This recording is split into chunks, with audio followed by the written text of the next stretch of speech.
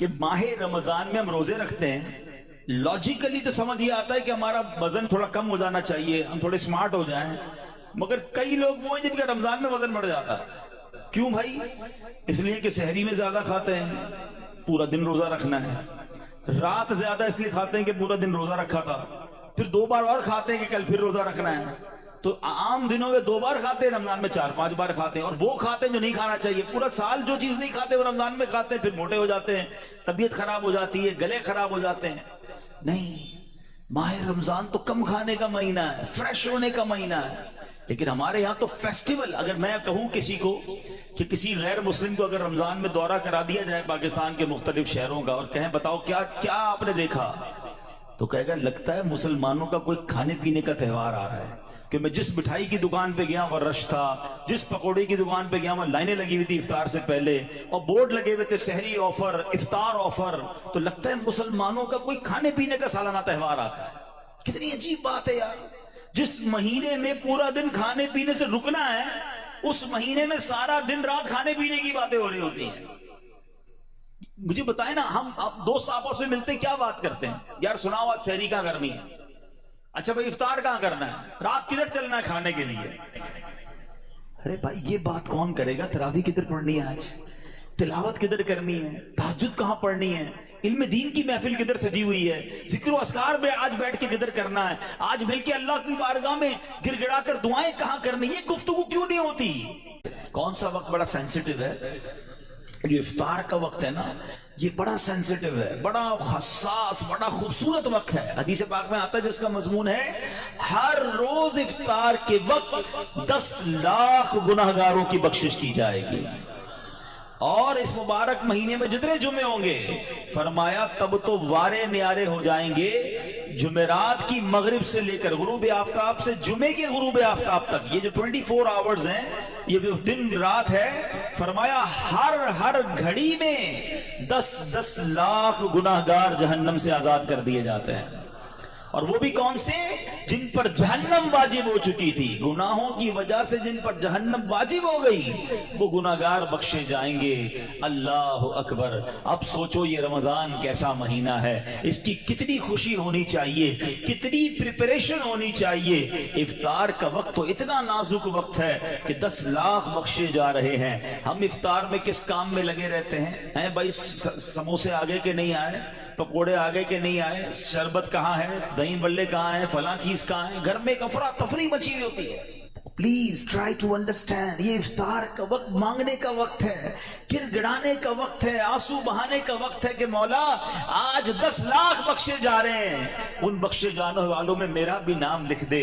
کاش سارے اپنے گھر والوں کو بھی کہہ دیا کرو کہ چھوڑ دیں کچن کے کام، ہم بیٹھ جائیں، جو ہو گیا تیار ٹھیک ہے، یہ آخری 10-15 منٹ، اور سبحان اللہ کراچی والوں کو تو اور فائدہ یہ ہے کہ عین اسی وقت عالمی مدنی مرکز میں ایک عجب سما ہوتا ہے، ایک آنسوؤں کی برسات ہے، ایک دعاؤں کا سلسلہ ہے۔ ہمارا تو ٹائم بھی میچ ہوتا ہے نا، پنجاب والے یا دنیا کے دوسرے ملکوں والوں کا وہ افطار کا وقت نہیں ہوتا، ہمارا تو ایگزیکٹ افطار کا وقت وہی ہوتا ہے۔ تو کیا ہی اچھا ہو کہ باپ بھی بیٹھا ہو، ماں بھی بیٹھی ہو، بچے بھی بیٹھے ہوں اور ہاتھ اٹھے ہوئے ہوں، اللہ کی بارگاہ میں التجائے ہوں، اے اللہ ہمارا گھرانہ تیرے دربار میں حاضر ہے، اے اللہ افطار کا وقت ہے، 10 لاکھ بخشے جائیں گے، اس بخشے جانے والوں میں ہماری فیملی کا، ہمارے گھر بار کا نام لکھ دے۔ اے میرے اسلامی بھائیوں، کچھ ایسا انتظام گھر میں کریں کہ 10-15-20 منٹ پہلے آپ سارے کاموں سے فارغ ہو جائیں، اب دعاؤں میں گزاریں، افطار سے پہلے بھی دعا کریں، مگر جو خاص مقبولیت کی گھڑیاں ہیں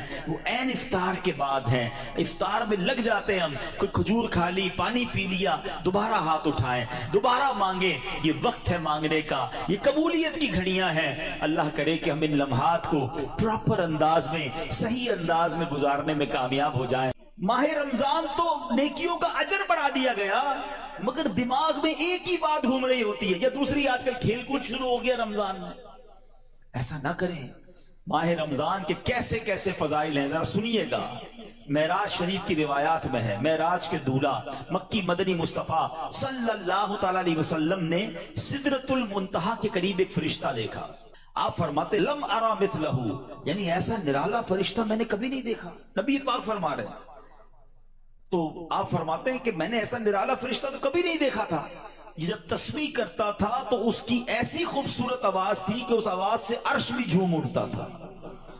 میں نے جبرائیل سے پوچھا ایو خلقی ھذا، اے جبرائیل یہ کون سی مخلوق ہے؟ عرض کی حضور یہ ایک فرشتہ ہے جو حضرت آدم علیہ السلام سے 2000 سال پہلے پیدا کیا گیا تھا. میں نے پوچھا اس سے پہلے یہ کہاں تھا؟ عرض کیا اللہ پاک نے عرش کے نیچے جنت میں ایک جگہ بنائی ہے، یہ وہیں ہوتا ہے. حضور آج آپ کے دیدار کے لیے حاضر ہوا ہے. کیا شان ہے میرے آقا کی، ہر کوئی فدا ہے بن دیکھے، دیدار کا عالم کیا ہوگا. ارے فرشتہ بھی میرے آقا کے دیدار کا تمنائی ہے. جبریل امین کہتے حضور آج آپ کے دیدار کے لیے حاضر ہوا ہے. مکی مدنی سلطان صلی اللہ علیہ وسلم فرماتے ہیں اب نبی پاک علیہ السلام نے اس فرشتے سے ایک بڑا کمال کا سوال کیا. ذرا سنیے گا، آپ کا ایمان تازہ ہو جائے گا.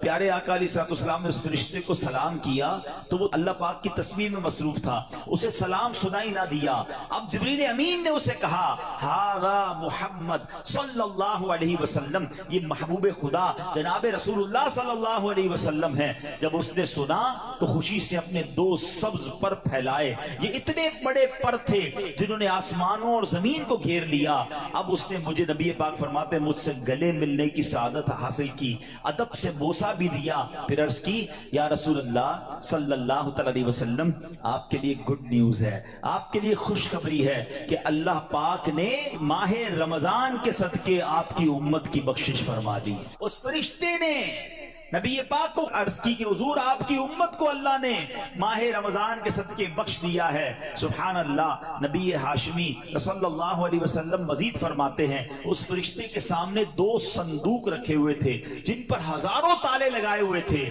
میں نے پوچھا ان صندوقوں میں کیا ہے؟ اس فرشتے نے عرض کی ان صندوقوں میں آپ کی امت کے روزہ داروں کے لیے جہنم سے آزادی کے پروانے ہیں. آئے ہائے، ہماری مغفرت کا انتظام پہلے ہی رب نے فرما دیا ہے. کاش ہم ماہ رمضان کے قدردار بن جائیں. اے گناہگاروں تمہاری سمجھ لو بات بن آئی ہے، عاصیوں کی مغفرت کا لے کر آیا ہے پیام. جھوم جاؤ مجرموں رمضان ماہ غفران ہے. بھائیوں بہنوں کرو سب نیکیوں پر نیکیاں، پڑ گئے دوزخ پہ تالے قید میں شیطان ہے. اللہ اکبر. تو اے میرے پیارے اسلامی بھائیوں یہ اس قدر مبارک مہینہ ہے کہ اللہ کریم اس مہینے میں رحمتوں اور برکتوں کے دروازے کھول دیتا ہے. اس مہینے میں مغفرتوں کے انتظام ہو گئے ہیں. اللہ کرے کہ ہم ماہ رمضان کی قدر کرنے والے بن جائیں. رب عز و جل قرآن مجید میں اس ماہ مبارک کے بارے میں فرماتا ہے. ماہ رمضان کی آپ اہمیت کا اندازہ اس بات سے بھی لگائیں کہ پورے قرآن میں صرف ایک ہی مہینے کا ذکر ہے، اور وہ مہینہ کون سا ہے؟ وہ مہینہ ماہ رمضان ہے. اللہ قرآن میں فرماتا ہے بسم اللہ الرحمن الرحیم شہر رمضان الذی انزل فیہ القرآن ھدی للناس وبینات من الھدی والفرقان فمن شہد منکم الشہر فلیصم. ترجمہ کنز العرفان. رمضان کا مہینہ ہے جس میں قرآن نازل کیا گیا، جو لوگوں کے لیے ہدایت اور رہنمائی ہے اور فیصلے کی روشن باتوں پر مشتمل ہے. تو تم میں جو کوئی یہ مہینہ پائے تو ضرور اس کے روزے رکھے. سبحان اللہ. اے میرے پیارے اسلامی بھائیوں رمضان کا مہینہ کیا خوبصورت فرمایا کہ جو اس مہینے کو پائے وہ روزے رکھے. پیارے اسلامی بھائیوں رمضان المبارک کی شان کیسی ہے. جس کو بھی رمضان ملتا ہے نا اس کو گویا لاٹری لگتی ہے. آقا کی دعا کیا ہوتی؟ اللہم احلہ علینا بالامن والامانہ والسلامة والعافیة المجللة والدفاع الاسقام والعون على الصلاة والصيام والقيام وتلاوة القرآن. اللهم سلمنا لرمضان وسلمه منا حتى ينقضي وقد غفرت لنا ورحمتنا وعفوت عنا. اے اللہ اس چاند کو ہم پر امن و امان، سلامتی، مکمل عافیت اور بیماریوں سے حفاظت کا ذریعہ بنا، اور نماز، روزے، عبادت اور تلاوت قرآن پر مدد کا سبب بنا۔ اے رب کریم ہمیں رمضان کی وجہ سے سلامتی عطا فرما، یعنی اسے ہمارے لیے سلامتی والا بنا اور اسے ہم سے سلامتی عطا فرما، یہاں تک کہ جب یہ رخصت ہو تو تیری مغفرت و رحمت اور عفو درگزر ہمارا یقینی مقدر بن چکا ہو۔ سبحان اللہ۔ تو پتا چلا رمضان مبارک کی آمد پر خوشخبریاں دینا، لوگوں کو مبارکباد دینا، یہ اچھا کام ہے۔ انشاءاللہ اگر ہم رمضان کی آمد کی خوشی بنائیں گے، اللہ کی رحمت جوش میں آئے اور کاش ہم جنت کے حقدار بن جائیں۔ اس میں قرآن پاک نے جو ہم پر رمضان کے روزے فرض کیے گئے نا، اس کا ریزن بیان کیا، یعنی ہماری شریعت ہم سے چاہتی کیا ہے۔ روزے تو ہم برسوں سے رکھ رہے ہیں، بچپن سے روزے رکھ رہے ہیں، کئی ایسے یہاں ایسے ہوں گے، لیکن اس روزے سے میں حاصل کیا کرنا ہے؟ قرآن کیا فرماتا سنو، اللہ قرآن میں فرماتا ہے یا ایھا الذین آمنوا کتب علیکم الصیام کما کتب علی الذین من قبلکم، اے ایمان والو تم پر روزے فرض کیے گئے جیسے تم سے پہلے لوگوں پر فرض کیے گئے تھے، مگر آگے ریزن بتایا گیا کیوں کیے گئے، لعلکم تتقون، قرآن کہتا ہے تاکہ تم پرہیزگار بن جاؤ۔ آج سمجھ لیں، میں اس موضوع کو تھوڑا اور مزید ڈیفائن کروں گا کہ روزے فرض ہونے کی وجہ قرآن نے کیا بیان کی، لعلکم تتقون، تاکہ تم پرہیزگاری اختیار کرو، تم پرہیزگار بن جاؤ۔ اس آیت کریمہ میں جو روزے کی اعلیٰ ترین حکمت اور بہت بڑا فائدہ بیان کیا گیا، ایکچولی اس میں چھپا ہوا ہے لعلکم تتقون، تاکہ تم پرہیزگار بن جاؤ۔ اے میرے پیارے اسلامی بھائیوں، پتا چلا کہ مبارک مہینہ ہے جس میں ہمیں تقوی حاصل کرنا ہے۔ آپ نے علماء کرام کا بیان سنا ہوگا، وہ بعض علماء کہتے ہیں الحمدللہ رب العالمین والعاقبۃ للمتقین، اس کا معنی پتہ ہے؟ اے ہائے، یقین کریں کبھی کبھی خطبہ ہی ہلا دیتا ہے یہ جملہ اگر سمجھ آ جائے نا کہ تمام تعریفیں اس رب کے لیے ہیں جو عالمین کا رب ہے، والعاقبۃ للمتقین، جو آخرت ہے نا، جو بعد والی زندگی ہے وہ ہے ہی متقین کے لیے، تو ہم کدھر جائیں گے؟ اگر ہم متقیوں میں نہیں ہیں تو پھر ہمارا کیا بنے گا؟ اب ذرا غور کیجئے، تقوی یہ بڑی کمال کی نعمت ہے، آسان نہیں ہے، مگر سبحان اللہ رمضان کا روزہ جو ہے وہ ہمیں متقی بنانے آیا ہے۔ قرآن کہتا بھی یہی ہے لعلکم تتقون، تاکہ تم پرہیزگار بن جاؤ، متقی بن جاؤ۔ سبحان اللہ، تقوی کتنی بڑی دولت ہے۔ حضرت ابو سعید خدری رضی اللہ تعالیٰ عنہ سے روایت ہے، رسول اکرم نور مجسم شفیع معظم صلی اللہ علیہ وسلم نے ایک صحابی کو نصیحت کرتے ہوئے فرمایا علیک بتقوی اللہ فإنہ جماع کل خیر، تم پر تقوی لازم ہے کہ بے شک تقوی تمام بھلائیوں کا مجموعہ ہے، تمام بھلائیوں کا کمبینیشن کیا ہے؟ وہ تقوی ہے۔ حجت الاسلام امام محمد غزالی فرماتے ہیں اے عزیز تجھے جاننا چاہیے کہ تقوی ایک نایاب خزانہ ہے، اگر تم اس خزانے کو حاصل کرنے میں کامیاب ہو گئے تو تم بہت بڑی کامیابی حاصل کر لو گے۔ یوں سمجھو کہ دنیا اور آخرت کی تمام بھلائیاں تقوی میں جمع کر دی گئی ہیں، اور وہ تقوی کیسے ملے گا؟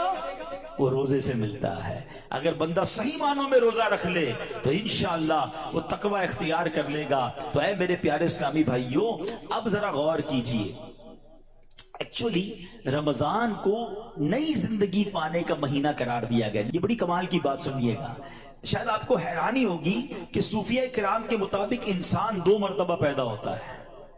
ہر انسان، صوفیہ کرام کہتے ہیں 2 مرتبہ پیدا ہوتا ہے۔ پہلی ولادت تو وہ مشہور ہے جب ہم دنیا میں آئے، کوئی 30 سال پہلے آیا، کوئی 40 سال، ڈیٹ آف برتھ ڈے بناتے نا، وہ تو پہلی ولادت ہے۔ فرمایا دوسری ولادت وہ ہوتی ہے کہ جب بندہ دل کی پاکیزگی حاصل کر لیتا ہے، جب بندہ باطنی بیماریوں سے، حرص، لالچ، ہوس، دنیا کی محبت، تکبر، خود پسندی سے اپنے آپ کو پاک کر لیتا ہے، یہ اس کی دوسری ولادت ہوتی ہے۔ یعنی زندگی میں ایک موقع ملتا ہے بدلنے کا، ٹرن اراؤنڈ ہونے کا، اپنے آپ کو سدھارنے کا، سچی توبہ کرنے کا۔ میں آپ کے واقعہ سناتا ہوں، بہت امیزنگ واقعہ۔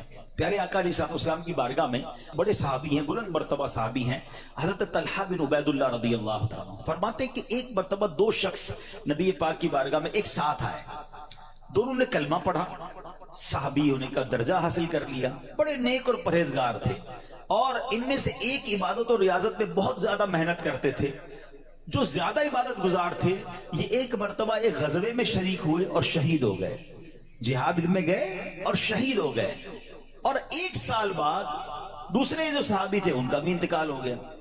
ٹھیک ہے.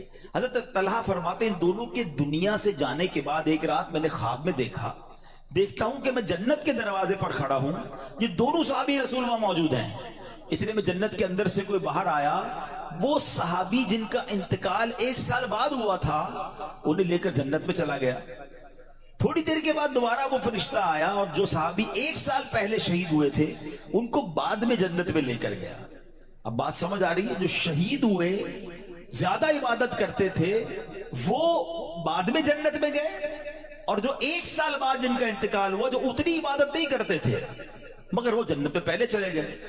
اچھا کمال دیکھو صحابہ کرام علیہ رضوان کا کہ جو بھی خواب دیکھتے تھے، جو بھی ذہنوں میں سوال ہوتا تھا، ڈائریکٹلی نبی پاک علیہ السلام کی بارگاہ میں آ جاتے. ان کے پاس کیسی نعمت موجود تھی کہ اس کا مسئلے کا حل تو نبی پاک نے کرنا ہے. کہا حضور یہ کیا ماجرا ہے؟ شہید وہ ہوئے، عبادت بھی زیادہ کرتے تھے، جنت میں وہ بعد میں جا رہے ہیں، جن کا انتقال بعد میں ہوا حضور وہ پہلے جا رہے ہیں جنت میں. اللہ اکبر. تو نبی پاک علیہ السلام نے کیا خوبصورت جواب دیا. فرمایا یہ دوسرے صحابی 1 سال زیادہ زندہ نہیں رہے؟ کہا جی حضور یہ تو 1 سال زیادہ زندہ رہے. تو فرمایا کیا 1 سال زیادہ زندہ رہنے والے نے 1 سال پہلے شہید ہونے والے سے زیادہ روزے نہیں رکھے 1 سال؟ فرمایا ہاں روزے تو رکھے. تو نبی پاک نے پوچھا کیا اس 1 سال بعد والے نے سجدے زیادہ نہیں کیے؟ عرض کیا جی حضور سجدے بھی زیادہ کیے. تو نبی پاک نے فرمایا بس اسی وجہ سے ان دونوں کے درمیان زمین و آسمان کا فرق ہے. بات سمجھ آ رہی ہے؟ مومن اور نیک آدمی کی لمبی عمر یہ اس کے لیے بہت بڑی سمجھ لو فائدہ ہے کہ وہ جتنا جیتا ہے اتنے سجدے زیادہ کرتا ہے، اتنے رمضان اسے ملتے ہیں. یاد رکھیے گا بندہ نیک ہو اور عمر طویل ہو تو اس کے وارے نہیں آ رہے ہیں، لیکن اگر بندہ گناہگار ہے اس کی عمر بڑی ہو جائے تو وہ تو مارا گیا نا. اس کی تو روز نماز قضا ہو رہی ہے، اس کے رمضان کے روزے بھی قضا ہو رہے ہیں، وہ روز جھوٹ بول رہا ہے، وہ روز حرام کما رہا ہے، تو اس کا تو گناہوں کا میٹر جاری ہے نا. یہ لوگ بڑی عمر کی جو دعا کرتے ہیں نا بڑی اچھی نعمت ہے یہ، لیکن اللہ سے ہمیشہ یہ دعا کریں کہ مولا نیکیوں والی طویل عمر عطا فرما.